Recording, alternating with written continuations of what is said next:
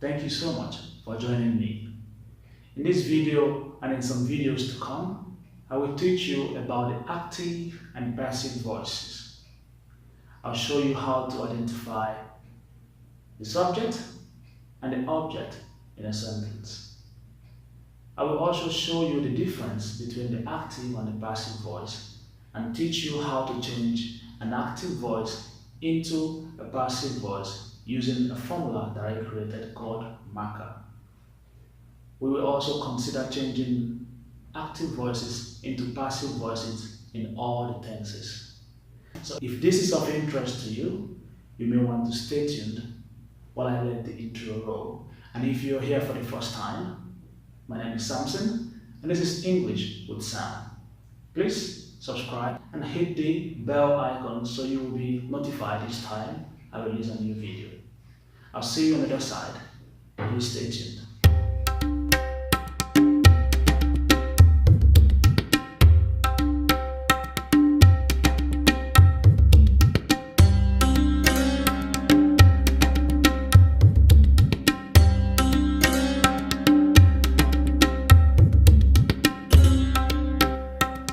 Welcome back, guys.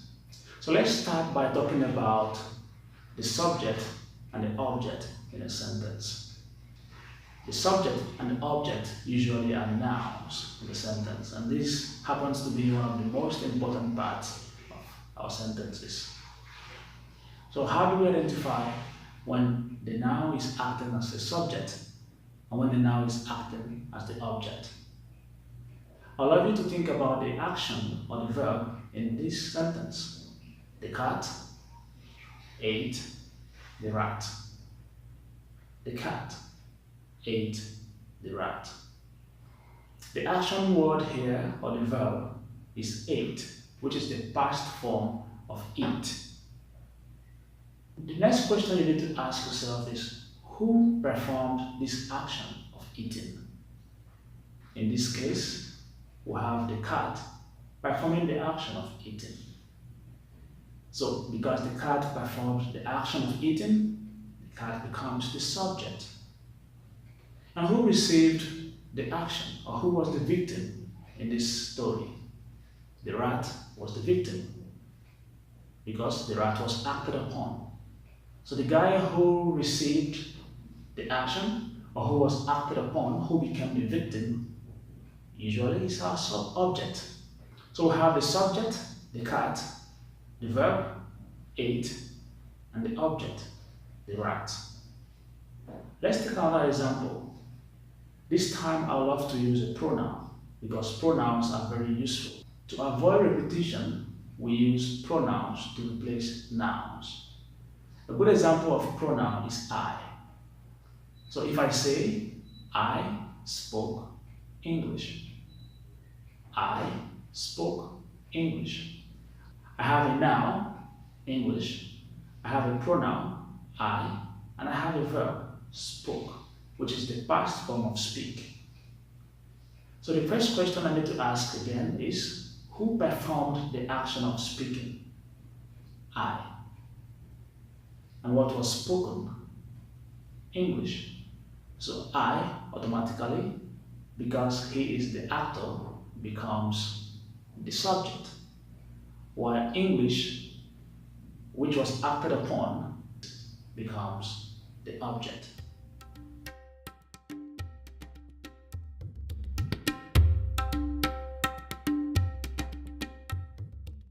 Now you know how to identify the subject and the object in a sentence. Let's now move a bit forward. Let's talk about other pronouns and how they can act as subject pronouns and object pronouns. I is the subject pronoun. If I'm going to use this same pronoun as an object, it changes to me, which is an object pronoun. You remains you as the object pronoun. He changes to him. She changes to her. We changes to us. They changes to them. And it remains it. So you and it don't change their forms as object pronouns. They remain the same.